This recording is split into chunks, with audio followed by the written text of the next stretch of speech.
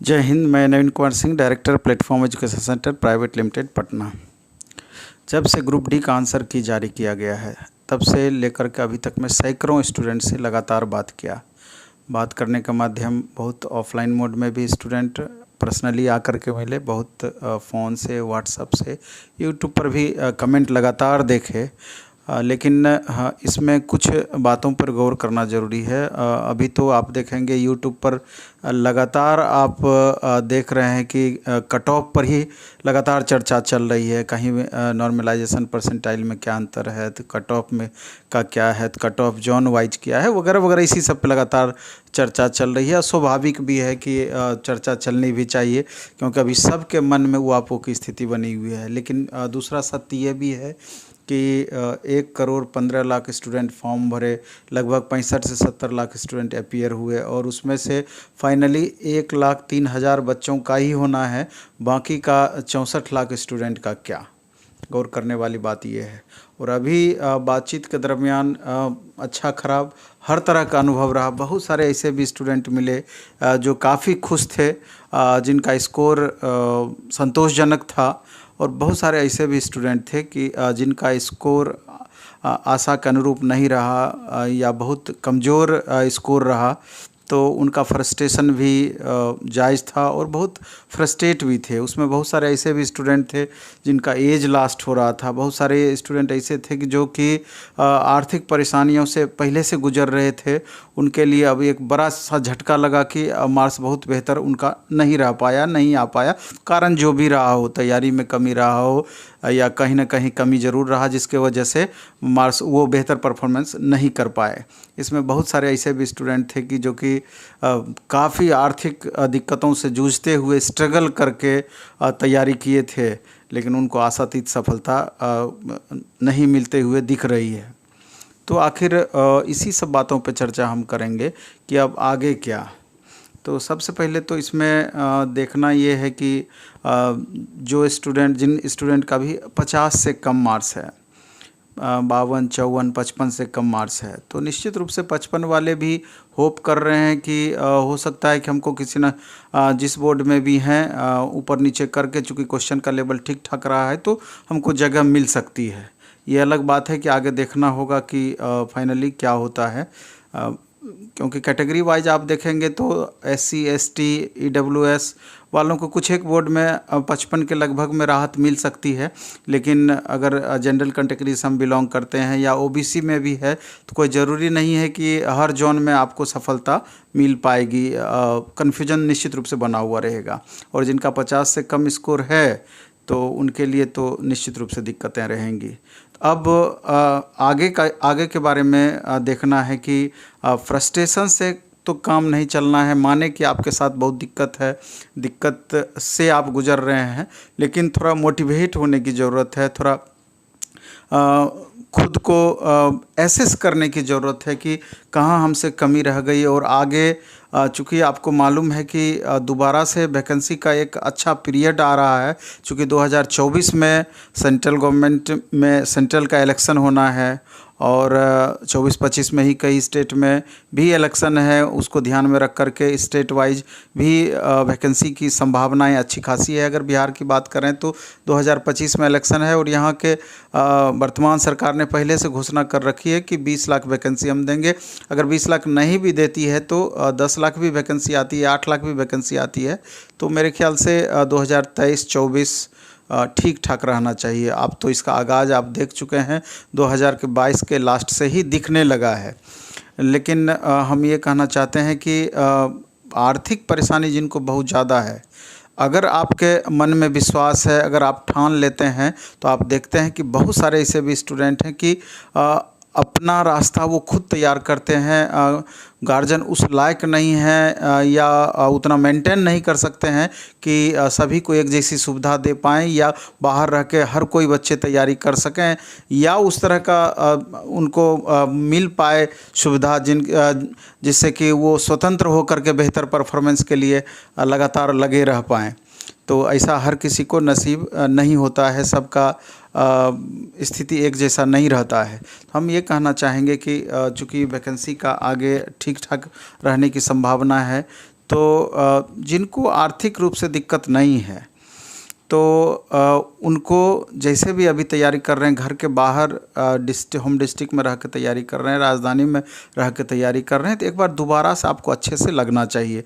क्योंकि आपको पता है कि जो भी वैकेंसी अपकमिंग है, अगर रेलवे की बात करें तो 1.5 लाख वैकेंसी आपकी आने की संभावना है, जिसमें टेक्निकल और नॉन टेक दोनों तरह का पोस्ट है। और टेक्निकल में बात करें तो सबसे ज़्यादा वैकेंसी आपका लोको पायलट का आ सकता है। अभी सारे बच्चों को ये बात पहले से प्रतीत हो रहा है या पहले से पता है, और लगातार इस बात की चर्चा हो रही है। और आगे रेलवे में देखा जाए तो ग्रुप डी की वैकेंसी जो अब आगे भराएगी उसमें ITI को अनिवार्य कर दिया गया है। इसलिए बहुत सारे स्टूडेंट को लगता है कि हमारा अगला ALP पकड़ाए न पकड़ाए, अगर अभी से 1 साल का भी कोर्स हम कर लेते हैं, डीजल मैकेनिक, ट्रैक्टर मैकेनिक वगैरह, वेल्डर वगैरह, तो मे बी कि हमको ग्रुप डी में हमको चांस मिल जाए। चूँकि तैयारी उनका पहले से बेहतर है, थोड़ा सा उनको लगता है कि पुश कर देंगे तो हमारा रिजल्ट हो जाएगा। तो उनका भी कहना जायज़ है। अगर बिहार के संदर्भ में देखा जाए तो 28 तारीख लास्ट डेट है, जनरल 21-22 तक आपका एडमिशन इसमें चलेगा। इसके बाद अदर स्टेट में भी लगभग कमोबेश यही स्थिति रहेगी। अब तो ITI वगैरह में एग्ज़ाम में भी थोड़ा सुविधा ये हो गया कि एक दिन आपका थ्योरी होगा, दूसरे दिन प्रैक्टिकल हो जाता है। दो ही दिन एग्ज़ाम चलता है। ऑनलाइन एग्ज़ाम के कारण से रिजल्ट भी आपको 15 दिन के अंदर में मिल जाती है। जनरली जुलाई वगैरह में एग्ज़ाम होता है और 15 दिन में अगस्त वगैरह में संभवतः रिजल्ट आ जाती है। तो हम ये कहना चाह रहे थे कि स्टूडेंट को थोड़ा सा अपने को कैटेगराइज करना होगा, और परफॉर्मेंस जैसा भी रहा है, अगर परफॉर्मेंस 50 से कम मार्क्स आपको आ रहा है तो एक बार निस्संदेह सेल्फ असेसमेंट की ज़रूरत है कि 50 से कम मार्क्स हमारा क्यों रहा। क्योंकि क्वेश्चन का जो भी लेवल था तो वो सबके लिए लेवल था। मैथ आपका कैसा रहा, मैथ बहुत अच्छा रहा कि नहीं रहा, रीजनिंग आपका बहुत अच्छा रहा कि नहीं रहा, इसके अलावा GS में साइंस पोर्शन आपका बहुत अच्छा रहा कि नहीं रहा, और अन्य सेक्शन की क्या स्थिति रही। आप बैठ करके एक बार उस पर मूल्यांकन कीजिएगा, सेल्फ एवेल्यूशन कीजिएगा। तो गंभीरतापूर्वक अगर आप एक एक चीज़ लिख करके अगर आप देखिएगा तो आपको पता चलेगा कि निश्चित रूप से हमको कौन कौन सा पेपर में दिक्कत रहा है। और अगर आगे के लिए आप तैयार होना चाहते हैं, नेक्स्ट वैकेंसी अगर आपके टारगेट में है, तो उसको आप चिन्हित करें जहाँ जहाँ भी आपको दिक्कत रहा है, और इस बीच में उसको इम्प्रूव करने का प्रयास करें। मैक्सिमम ऐसे स्टूडेंट हैं खास करके जो कि इस बार एग्ज़ाम दिए थे, उनका लगभग सारा तरह का कोर्स समाप्त हो चुका था। मैथ पढ़ लिए होंगे, रीजनिंग पढ़ लिए होंगे, साइंस आर्ट्स सारा सब्जेक्ट आप पढ़ लिए होंगे। तो उनको चाहिए कि अब अधिक से अधिक बेहतर तरीके से हम रिवीजन कैसे कर पाएँ। अगर तब भी लगता है कि नहीं हमारा बेसिक ही बहुत ज़्यादा कमज़ोर रह गया है, तो अभी आपके पास समय मिलेगा, तो आप इस बीच में अपने बेसिक को, जिस सब्जेक्ट में भी प्रॉब्लम है उसको चिन्हित करके उसको दूर करने का प्रयास करें। और अगर किसी खास टॉपिक में प्रॉब्लम है तो उस टॉपिक को आप इम्प्रूव करने का प्रयास करें। अगर ज़्यादा परेशानी नहीं है तो किसी ट्यूटर का मदद ले सकते हैं। और अगर दिक्कत है, आर्थिक परेशानी है, तो आप YouTube का भी सहारा ले सकते हैं। आजकल तो सोशल मीडिया का ज़माना, YouTube पर लगभग हर टॉपिक का अच्छे अच्छे टीचर का वीडियो वगैरह उपलब्ध है, फ्री कंटेंट उपलब्ध है, तो आप वहाँ से भी हेल्प ले सकते हैं। नहीं तो बहुत टारगेट बैच, फाउंडेशन बैच वगैरह ऑनलाइन मोड में और ऑफलाइन मोड में, दोनों मोड में स्टार्ट होता है। प्लेटफॉर्म में भी अभी देखेंगे आप, जब दीपावली छठ का छुट्टी के बाद जब खुलेगी तो हर तरह का बैच फाउंडेशन लेवल से भी, टारगेट लेवल से भी, ऑनलाइन ऑफलाइन दोनों मोड में स्टार्ट होगी। तो जो स्टूडेंट पटना आकर के तैयारी करना चाहते हैं वो एकदम जीरो लेवल से बेसिक कोर्स, चाहे लोको पायलट का हो, ट्रेड का हो, नॉन टेक पोर्शन का हो, उसको आप कर सकते हैं। 8 महीना 9 महीना लगेगा, आपका पूरा सिलेबस बेहतर तरीके से समाप्त हो जाएगा। और जो स्टूडेंट पटना नहीं आ सकते हैं, ऑनलाइन ही तैयारी करना चाहते हैं, तो द प्लेटफॉर्म ऐप को डाउनलोड करके वहाँ से भी इस सुविधा का लाभ उठा सकते हैं। या जहाँ पर भी आपको इस तरह की सुविधाएँ मिलती है, जो भी टीचर आपको जचता है, तो वहाँ से आप ये चीज़ कर सकते हैं। और अगर तब भी दिक्कत है तो फिर जो हम बोले हैं कि YouTube से आप कंटेंट लेकर के उससे लाभ उठा सकते हैं। अभी जैसे ALP टेक्नीशियन का ही बात करें, उसके नॉन टेक पोर्शन का ही बात करें, तो जैसे ही कोचिंग दीपावली छठ के बाद खुलेगी तो उसमें मैथ का ही है तो एएलपी की अगर हम बात करें तो उसके प्रीवियस ईयर क्वेश्चंस का सॉल्यूशन क्लासेस स्टार्ट होगा, और साइंस का भी स्टार्ट होगा। लगभग हर पेपर का यूट्यूब पर स्टार्ट करेंगे फ्री में, तो आप वहाँ से भी उसका लाभ आप उठा सकते हैं, नहीं तो उसका टारगेट बैच वगैरह से लाभ उठा सकते हैं। मिनिमम फ़ी तो ऑनलाइन में तो एकदम मिनिमम फ़ी पे सारा क्लास चलता है, 50-100 रुपये पर पेपर के हिसाब से जोड़िएगा तो वहाँ तक पहुँच पाता है। नॉन टेक पर्सन की बात कर रहे हैं तो देख लेना है उस हिसाब से, और नहीं तो आप सेल्फ स्टडी के माध्यम से एक टारगेट बना लें कि कौन कौन सा पोर्शन हमारा ज़्यादा वीक रह जा रहा है, तो उस पर सेल्फ स्टडी के माध्यम से आपस में ग्रुप बना करके कुछ दोस्त लोग का उसको तब इम्प्रूव करने का प्रयास करें, तब भी आपका हो जाएगा।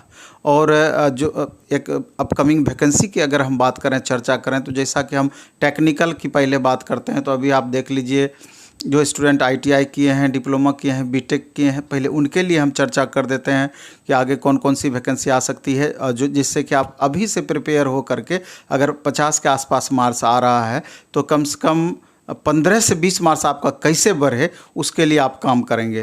तो एएलपी लगभग 60,000 प्लस वैकेंसी आएगी एएलपी टेक्नीशियन का, उसके बाद ग्रुप डी का, उसके बाद आरपीएफ एसआई का, उसके बाद आरपीएफ पुलिस का, ये रेलवे का हो गया, उसके बाद नॉन टेक पोर्शन का, तो ये रेलवे का हो गया। इसके अलावा देखेंगे कि एसएससी का 70,000 प्लस वैकेंसी कुछ तो आपका दे दिया है, कैलेंडर तो सारे का जारी कर दिया गया है, उससे आपका क्लियर हो जाएगा।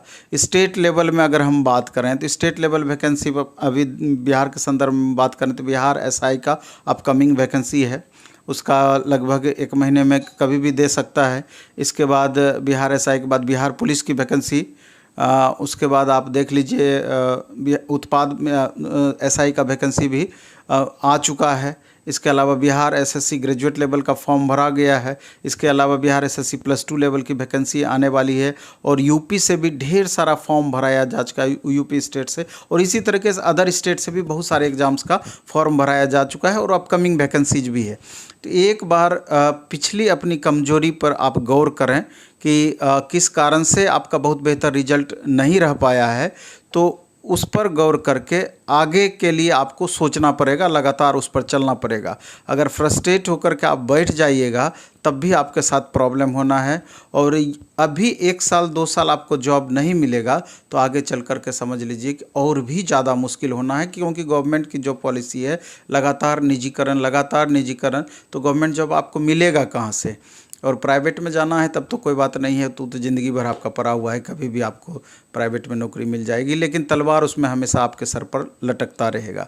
इसलिए जब तक आपका एज है, जब तक आप सक्षम है, जब तक आप अपना रास्ता निकाल सकते हैं, तो आपको गवर्नमेंट जॉब के लिए प्रयास करना चाहिए।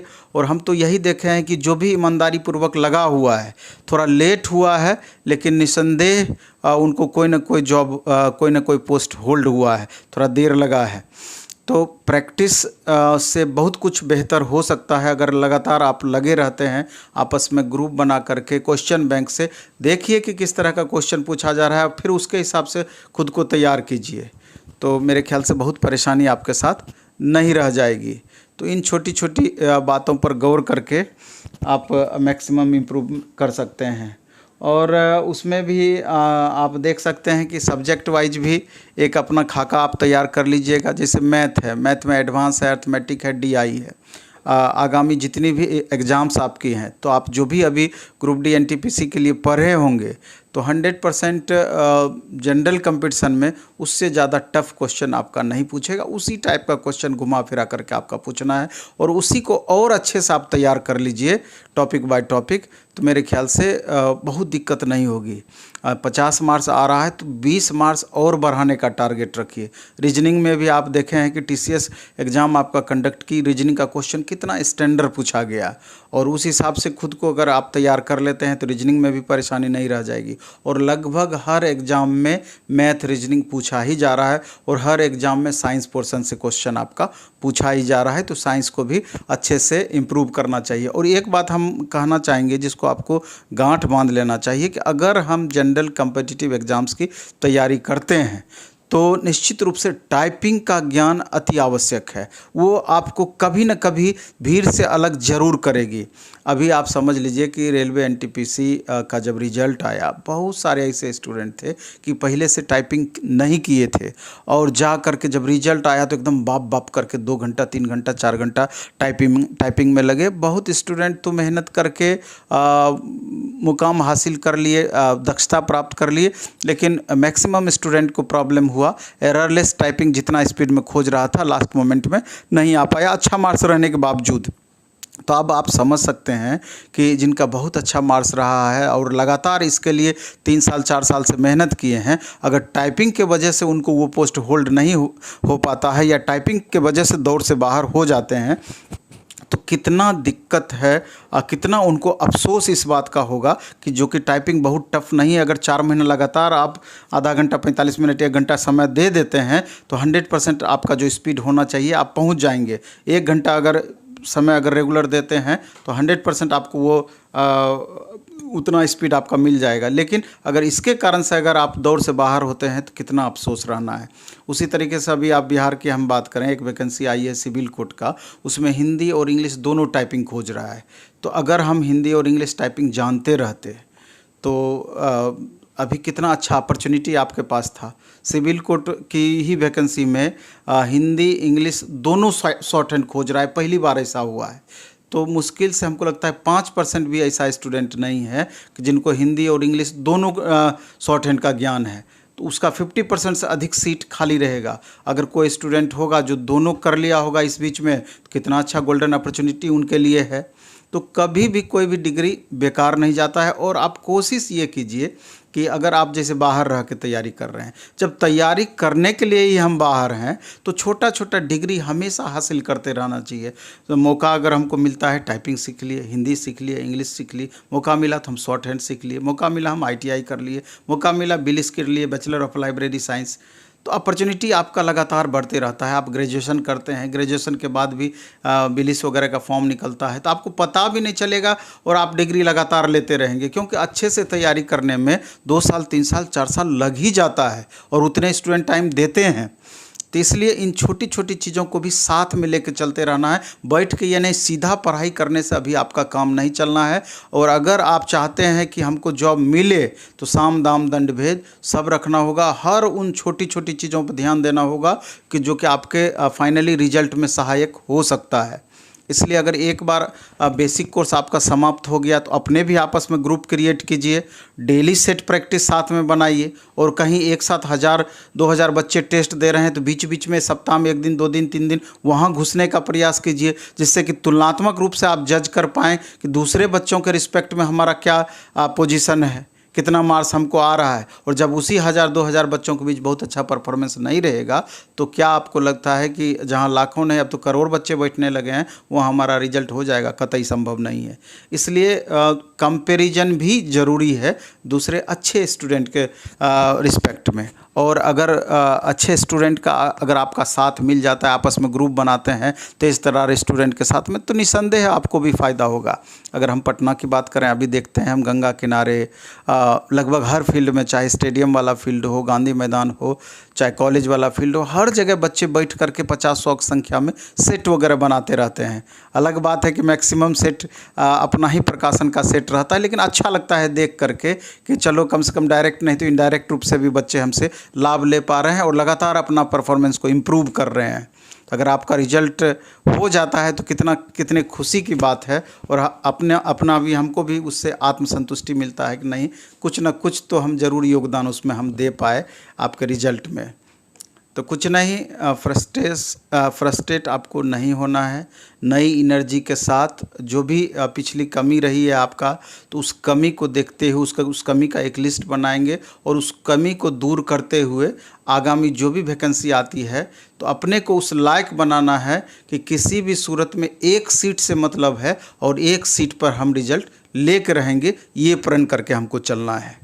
और निसंदेह अगर आप 2 महीना 4 महीना अच्छे से मेहनत कर लेते हैं, चूँकि पहले सब पढ़ा हुआ है, सब मेहनत किया हुआ है, अगर कम मार्क्स आया है उससे दिक्कत नहीं है, उसको इम्प्रूव तेज़ी से हम कर सकते हैं।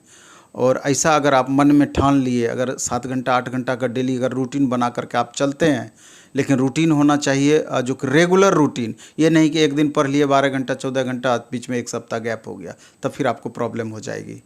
तो अगर आप रेगुलर महीने 2 महीने 4 महीने 5 महीने तक अगर पढ़ते हैं तो हमको पूरा विश्वास है कि कोई ना कोई पोस्ट आपको होल्ड हो जाएगा।